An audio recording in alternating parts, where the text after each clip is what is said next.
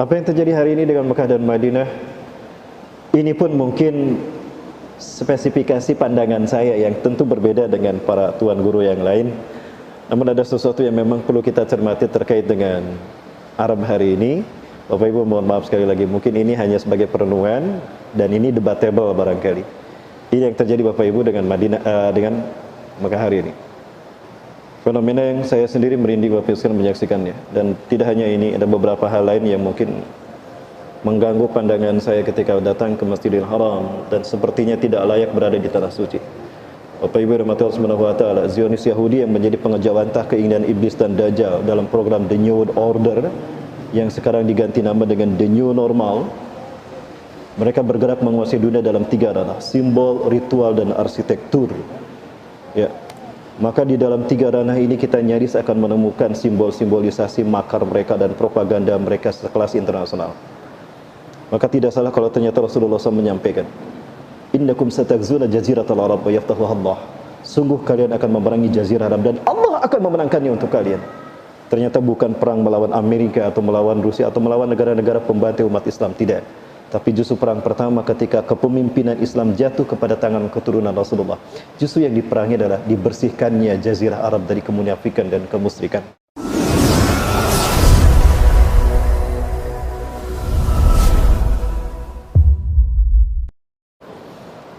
A'udzubillahi minasyaitonir rajim. Bismillahirrahmanirrahim. Assalamualaikum warahmatullahi wabarakatuh. Izin. Alhamdulillahilladzi hadana li hadza wa ma kunna linahtadiya laula an hadana Allah. Laqad ja'atu sallallahu bina bil haqq wa la tu'tilkumul jannatu wa urithumuha bima kuntum ta'malun. Asyhadu an la ilaha illallah wa la syarika lahu wa asyhadu anna Muhammadan abduhu wa rasuluhu la nabiyya ba'da. Allahumma shalli wa sallim ala habibina wa nabiyyina Muhammad ibn Abdillah wa ala alihi wa ashabihi wa man walah. Ma sya'allahu kana wa lam yasha' lam yakun la hawla wa la quwwata illa billah. قال الله تعالى في كتابه الكريم وبقوله يهتدي المهتدون أعوذ بالله السميع العليم من الشيطان الرجيم من همزه ونفخه ونفثه يا أيها الذين آمنوا اتقوا الله حق تقاته ولا تموتن إلا وأنتم مسلمون أو كما قال تعالى في آية أخرى وتزودوا فإن خير الزاد التقوى واتقون يا أولي الألباب وقال تعالى في آية أخرى سبحان الذي أسرى بعبده ليلا من المسجد الحرام إلى المسجد الأقصى الذي باركنا حوله linuriyahu min ayatina innahu huwas samiul basir.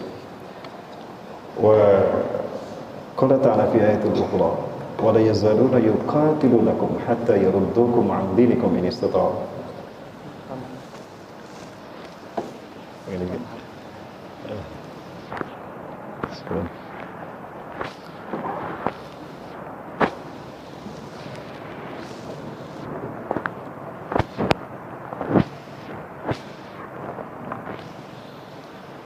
Waqala Rasulullah SAW wa huwa sadiqul wa'din amin la tushaddu rihal ila thalathatil masajid al-masjidil haram wa masjid Rasul SAW ay al-masjid nabawi wa masjidil aqsa al-hadis kama qala sadaqallahu al-azim wa sadaqa rasul karim wa nahnu ala dhalika min asyahidin.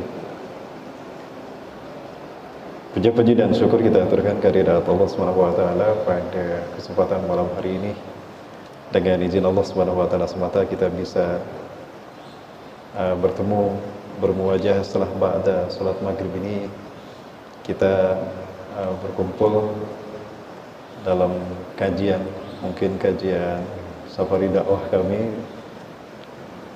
Saya bersyukur pada Allah Subhanahu wa taala malam hari ini Allah takdirkan bisa sampai di masjid ini, sesuatu yang belum pernah saya bayangkan sebelumnya kalau saya harus berada di sini malam hari ini. Memang begitu indah takdir Allah Subhanahu wa taala hadir dalam kehidupan kita manakala kita mampu menapaki hikmah-hikmahnya. Maka sekali lagi ini merupakan sebuah karunia yang besar bagi saya pribadi dan juga kehormatan bagi kami. Saya bersyukur pada Allah dengan sebaik-baik syukur padanya. Semoga ini menjadi bagian dari hikmah yang Allah berikan pada kita hari ini. Amin ya rabbal alamin. Salawat dan salam selamat tercurah pada uswah dan qudwah kita Rasulullah Muhammad sallallahu alaihi wasallam. Nabi dan Rasul sebaik-baik makhluk dan sebaik-baik Nabi dan Rasul yang diutus ke tengah-tengah umat manusia di muka bumi ini. Seorang Nabi yang membuat kita bangga menjadi umatnya. Kenapa demikian? Banyak keutamaan Allah berikan kepada kita hanya karena kita menjadi umatnya. Yang pertama, sebab Allah mencintai beliau, Allah lipat gandakan pahala amal ibadah kita. Mulai dari membaca Quran, melaksanakan salat, bahkan melaksanakan ibadah saum. Ya, Rasulullah SAW mengatakan, "Du'ifa ajru amali ummati ila asyrati dirham." Pahala amal ibadah umatku dikali lipat 10 kali lipat. Ya. Kemudian kita juga bangga menjadi umat Rasulullah SAW karena Allah Azza wa Jalla tidak akan menyiksa umatnya, umat beliau di akhirat kelak. Sebagaimana Rasulullah sabdakan, "Ummati hadhihi ummatun marhumatun, laisa laha iqabun fil akhirah, lakinna iqabuha ujirat fid dunya." Umatku tidak akan disiksa di akhirat, tapi siksaannya Allah segerakan di dunia. Seorang sahabat bertanya, "Kaifa yakunu dzalik ya Rasulullah?" Bagaimana umatku, bagaimana demikian ya Rasulullah terjadi? Kami tidak disiksa di akhirat, sedangkan kami siksaannya adalah di dunia. Rasulullah SAW mengatakan ada 3 cara Allah mensegerakan siksaan bagi kita di dunia sehingga di akhirat tidak disiksa. Yang pertama, bil fitani, dengan fitnah, huru-hara dan petaka di akhir zaman ini. Yang kedua, dengan bencana alam. Ya, yang ketiga, begini aja.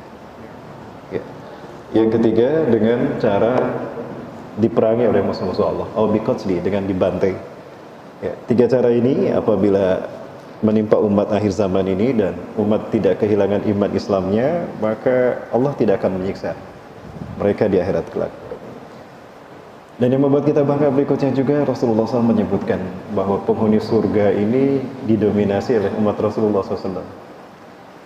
Ya, Rasulullah SAW pernah ditanya, "Ya Rasulullah, kam adadu ahlil jannah?" Wahai Rasulullah, berapa jumlah penghuni surga? Rasulullah SAW menjawab, "Inna fil jannati 'ashran wa mi'ata safin." Sesungguhnya di surga itu ada 120 shaf. Walakum minha, dan jatah kalian dari 120 shaf tadi adalah thamanuna shafin, 80 shaf. Subhanallah. 2/3 surga sudah di booking untuk umat Rasulullah SAW. Sisanya 40, sepertiga baru dibagi rata pada umat Nabi dan umat yang lain. Ini membuat kita bangga menjadi umat Nabi Muhammad SAW. Kemudian hal-hal lain yang membuat kita bangga menjadi umat beliau adalah bahwa hari ini kita hidup di episode terakhir dari peradaban umat manusia.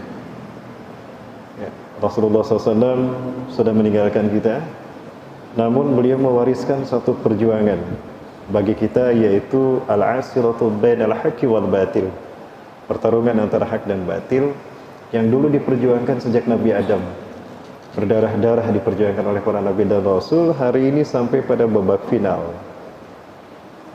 Berbicara sebuah pertandingan, maka yang ditunggu-tunggu bukan babak penyisihan, bukan babak semifinal, tentunya babak final. Kenapa babak final yang ditunggu-tunggu? Karena babak final adalah babak penentuan siapa yang terbaik, siapa yang menang dan siapa yang kalah. Iblis di kubu barisan sakit hati dan pengikutnya sedang mempertaruhkan kemampuannya untuk menghadapi pasukan-pasukan Allah SWT. Ya, rahmat Allah tidak dapat kita bayangkan. Perjuangan yang dulu dipikul oleh para nabi dan rasul hari ini ada di pundak kita. Betulkah demikian? Insya Allah akan kita bahas pada kesempatan kali ini. Namun mungkin tidak begitu membutuhkan banyak waktu Bapak Ibu sekalian, sehingga tadi kami dapat informasi dari teman, Pak Daisa boleh dilanjut katanya. Betul Pak Wakil Bupati? Yang saya hormati dan saya muliakan karena Allah, Bapak Wakil Bupati yang dirahmati Allah, semoga sehat selalu. Pak Wakil Bupati bersama keluarga, Allah mudahkan segala urusan Bapak dan Bapak Bupati juga ya. Semoga PD ini insya Allah menjadi kabupaten terbaik di Aceh, mudah-mudahan dengan program yang tadi luar biasa saya dengarkan. Dan juga yang saya hormati dan saya muliakan karena Allah, Ketua Takmir Masjid dan para pengurus dari Takmir Masjid Badan Kemakmuran Masjid Al-Falah, yang saya hormati dan saya muliakan para Allah karena para tuan guru kami yang dirahmati Allah, dan juga hadirin kaum muslimin muslimat rahimakumullah. Tadi sudah disampaikan oleh Bapak Wakil Bupati kalau saya Rahmat Beku ini berasal dari Bandung, Jawa Barat. Sebetulnya ada darah Sumatera saya, Pak Wakil Bupati. Ya. Ibu saya memang dari Sunda. Ayah saya ada turunan Minang ya. Kakek saya datuk dari Sungai Puar, Bukit Tinggi. Datuk saya dari Bukit Tinggi, Sungai Puar. Cuma saya sedih ketika saya kembali ke kampung halaman datuk saya. Garis keturunan di Minang itu dari ibu, dilihat dari ibu. Ibu saya orang Sunda. Ketika saya di Sunda di Jawa Barat, garis keturunan dari ayah. Ayah saya turunan Minang. Jadi nggak jelas saya ini orang mana. Ya, mudah-mudahan di PD ada yang mau menikah dengan saya sehingga saya bisa jadi orang PD. Alhamdulillah, amin. Diaminkan sama Pak Wakil Bupati ini. Bapak Ibu rahmatullahi wabarakatuh. Kenapa harus Palestina, Bapak Ibu? Ada sebuah hadis yang menarik kalau kita cermati terkait dengan tiga masjid utama di muka bumi ini.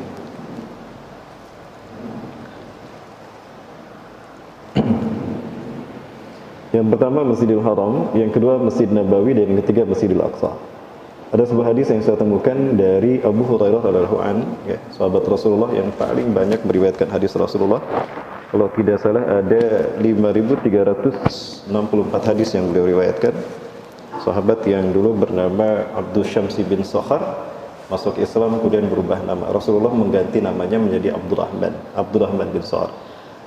Nabi Hurairah radhiyallahu anhu, dari Abu Hurairah semoga Allah meridhoinya, hadis Nabi sallallahu alaihi wasallam, dari Nabi sallallahu alaihi wasallam qaal, beliau bersabda, la tushaddu rihal, jangan kalian menyengaja melakukan ziarah dengan niatan ibadah, ya, pakai alif lam, illa ila salatati masajid, kecuali pada 3 masjid.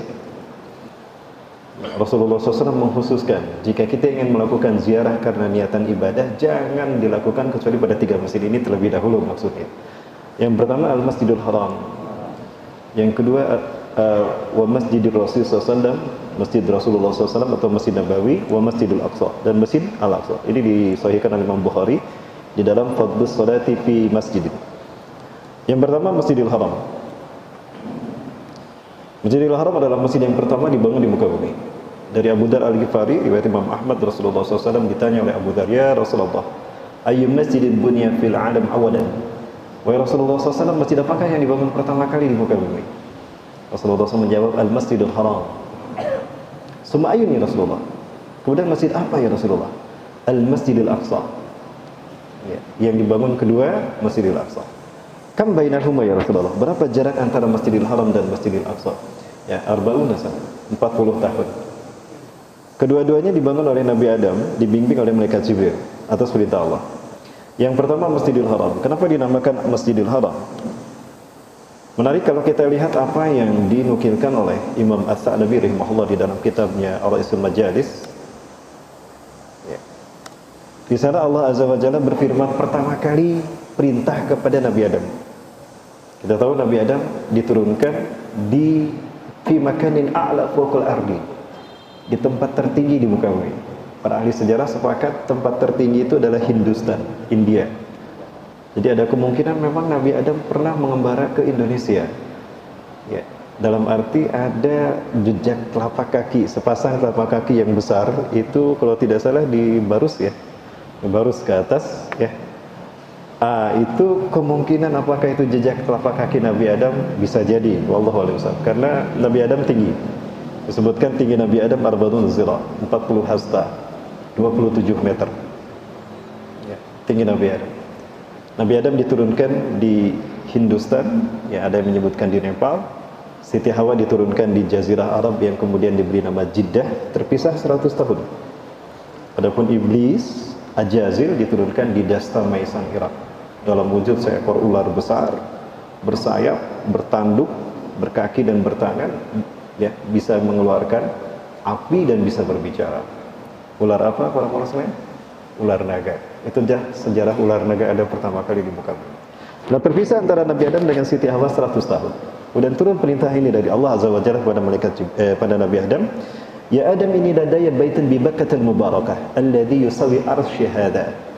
Hai Adam, aku punya satu rumah di Bakkah yang aku berkahi, ya, yang lurus dengan arsku. Ya. Maka datangilah dia, rumahku di Bakkah itu. Ya. Tawaflah kamu mengelilinginya dan salatlah kamu menghadapnya sebagaimana kamu salat dan tawaf mengelilingiku di arsku. Nah, di sanalah aku akan mengabulkan doamu. Nah, berdasarkan hadis kursi ini Allah Subhanahu wa taala menegaskan bahwa Ka'bah itu lurus dengan ars Allah. Dapat kita bayangkan jika Ka'bah lurus dengan ars Allah, berarti sucinya ars Allah hadir di kota Ka'bah, di Ka'bah maksud saya dan sekitarnya. Ya, sucinya ars Allah hadir di Ka'bah dan sekitarnya. Itulah kenapa dinamakan tanah haram, sehingga dinamakan masjidnya Al-Masjidul Haram. haram kita menodai dengan kata-kata kotor, dengan perbuatan kotor kita. Mafhum mukhalafahnya tempat yang suci. Ya. Ini pula yang menjadi satu alasan kenapa kita sholat harus menghadap ke Ka'bah. Bapak Ibu rahmatullah subhanahu wa ta'ala, penjelasan kita agak panjang nampaknya ini. Mungkin tidak cukup kalau hanya sampai sholat isya. Boleh kita lanjut setelah sholat isya Bapak Ibu? Boleh ya Pak Wakil Bupati, saya minta izin. Boleh Pak Wakil Bupati? Alhamdulillah. Ya, terima kasih. Memang saya jauh dari Bandung, sengaja datang ke sini. Kalau hanya sampai isya mungkin sayang. Kok jadi nawar ini? Baik. Tadi kami jelaskan ba'da subuh ya. Ba'da subuh kami jelaskan di Masjid Rahmah di Langsa tentang filosofi sholat. Bapak Ibu sekalian rahmati Allah. Manusia adalah transmitter energi. Kalau kita menghancurkan tubuh kita menjadi partikel yang terkecil, kita akan mendapati tubuh kita itu tersusun dari atom. Atom ada 3 unsurnya. Ada elektron yang berputar mengelilingi nukleus, berlawanan dengan arah jarum jam. Selama kita hidup, selama ada ruh, elektron itu berputar. Inilah hukum kekekalan energi. Kemudian inti nukleus ada proton dan neutron. Selama kita hidup, ini berputar. Itulah energi. Jadi energi bersifat kekal. Nah, manusia adalah penghantar energi. Kalau kita berjalan di depan ada pertigaan, ketika kita belok kanan, ketika belok kanan kita berpapasan dengan UAS misalnya, dengan Ustadz Abdul Somad. Perasaan apa yang muncul dalam hati kita? Senang. Bahkan saking senangnya keluarkan HP, Ustadz selfie sebentar, gitu ya. Perasaannya senang. Namun lain halnya ketika kita belok kiri, ternyata di sebelah kiri ketika kita belok kiri berpapasan dengan seorang preman.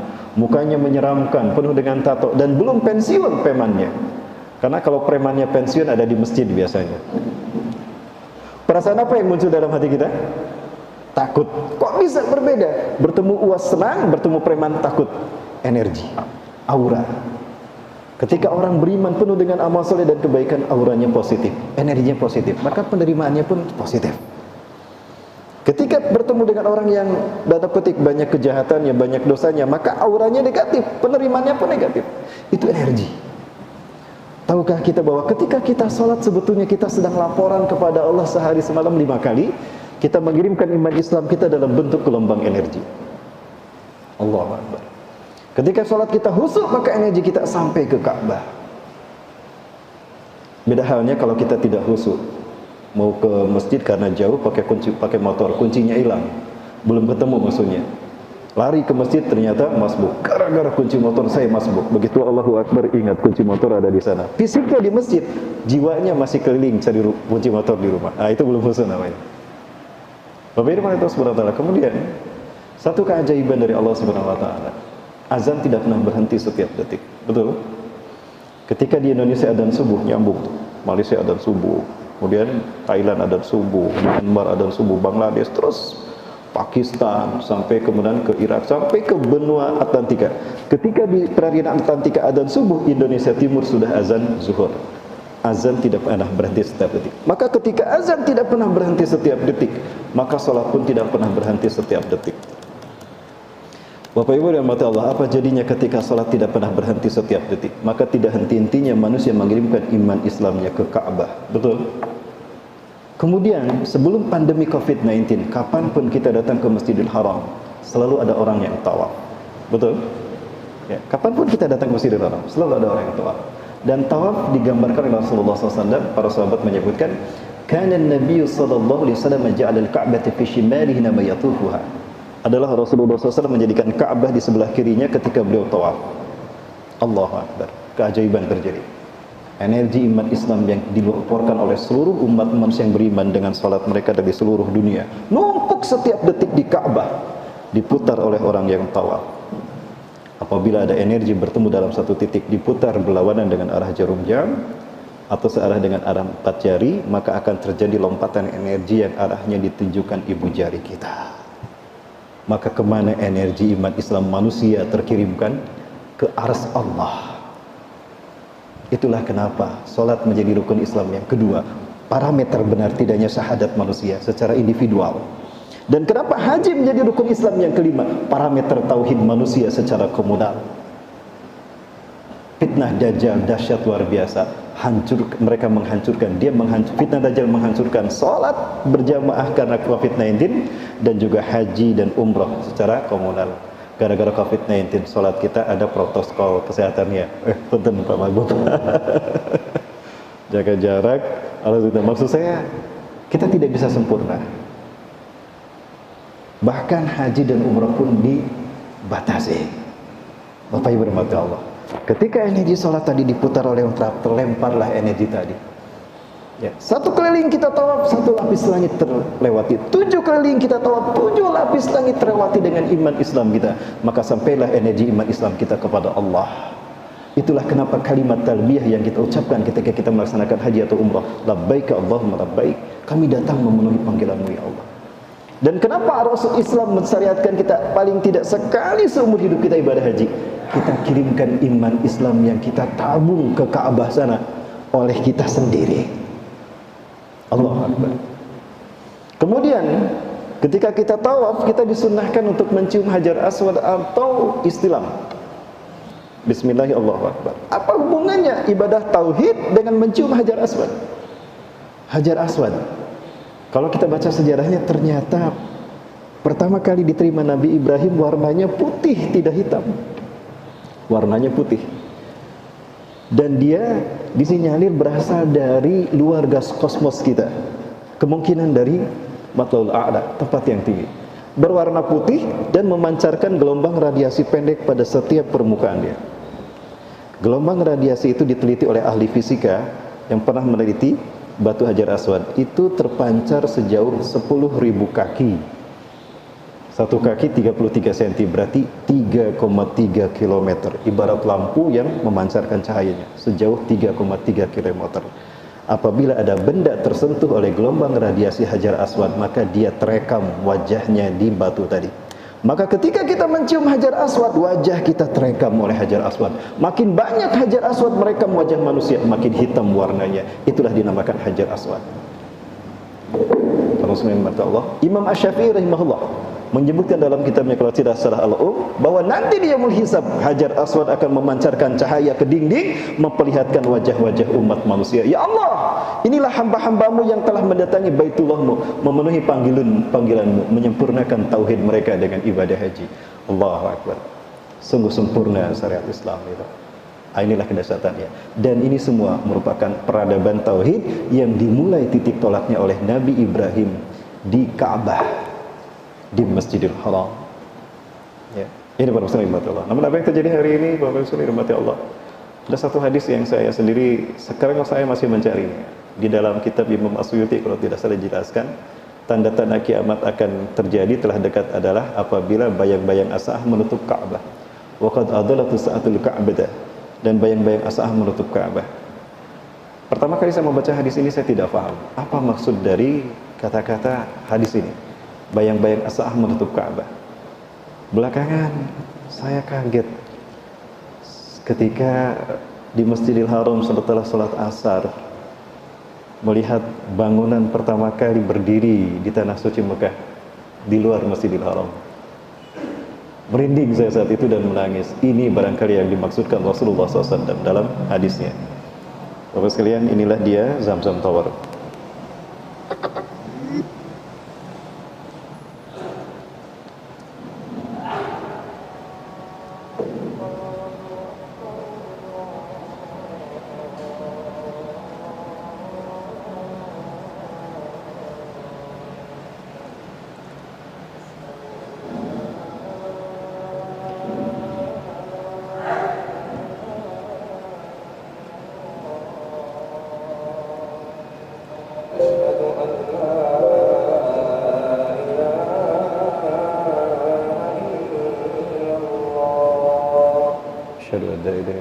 Orang-orang sekitar menamakan ini as-sa'ah. Inilah as-sa'ah itu. Allahu Akbar. Setelah saya menyaksikan itu, saya baru paham bahwa tanda dari kiamat telah dekat kepada umat manusia. Di antaranya adalah bayang-bayang as-sa'ah menutup Ka'bah. Saat itu saya menyaksikan betul-betul bayang as-sa'ah ini menutup Ka'bah. Ka'bah tidak tersinar oleh sinar matahari karena tertutup oleh bayang-bayang ini. Apakah itu? Mungkin itu persepsi saya yang picik Bapak Ibu. Maka tidak salah kalau banyak orang menyebut saya Ustaz cocok logi Bapak Ibu. Allahu Akbar. Ini Bapak Ibu berarti Allah. Selain munculnya bangunan-bangunan yang lebih tinggi dari Ka'bah, Zamzam Tower ini lebih tinggi daripada Ka'bah. Ketika Rasulullah SAW ditanya oleh malaikat Jibril yang menyerupai sebagai seorang laki-laki bertanya, ya akhmini an asratiha. Ketika ditanya, mata taqumu sa'ah, kapan kiamat akan terjadi? Rasulullah SAW menjawab, mal mas'ulu bi'adami minas sa'il. Yang ditanya tidak lebih tahu dari yang bertanya. Idan akhbirni an asratiha. Kalau begitu kabarkan padaku tanda-tanda kiamat telah dekat. Yang pertama Rasulullah mengatakan, tara ra'i al-ghanam al-masakin hufatan uratan ru'asai yaskununa fi makanin murtafi yatatawwaluna fil bunyan hatta 'ala fawqa jabal. Engkau akan melihat para pengembala kambing yang miskin tanpa alas kaki, telanjang dada, tinggal di gedung-gedung bertingkat. Bahkan mereka berlomba-lomba mendirikan bangunan tinggi melahkan tingginya gunung. Bahkan bukan hanya gunung, Masjidil Haram atau Ka'bah kalah dengan tingginya bangunan itu. Mungkin hal seperti ini tidak disukai oleh Rasulullah SAW dalam persepsi saya. Zamzam Tower mengalahkan tingginya Ka'bah. Orang terbayang Masjidil Haram bukan lagi Ka'bahnya dan Masjidil Haramnya, tapi Zamzam Towernya yang mereka bayangkan. Baik Bapak Ibu rahmati Allah, ini Ka'bah dan Mekah hari ini. Yang kedua Al-Masjid Nabawi, Masjid Rasulullah SAW.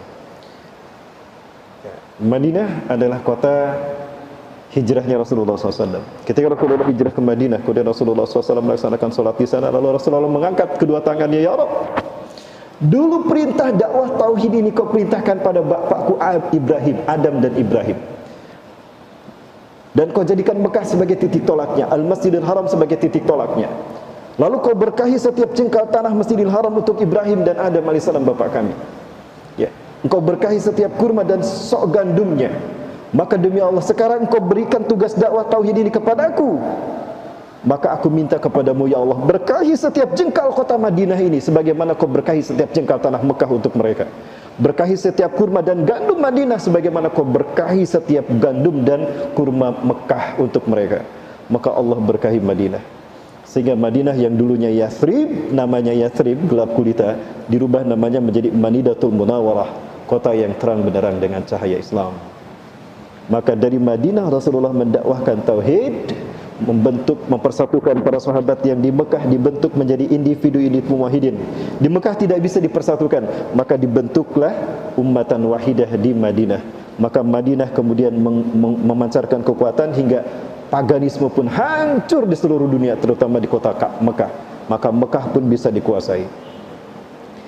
Bapak Ibu rahmati Allah Subhanahu wa taala, apa yang terjadi hari ini dengan Mekah dan Madinah ini pun mungkin spesifikasi pandangan saya yang tentu berbeda dengan para tuan guru yang lain. Namun ada sesuatu yang memang perlu kita cermati terkait dengan Arab hari ini. Bapak Ibu mohon maaf sekali lagi, mungkin ini hanya sebagai perenungan dan ini debatable barangkali. Ini yang terjadi Bapak Ibu dengan Madinah, dengan Mekah hari ini.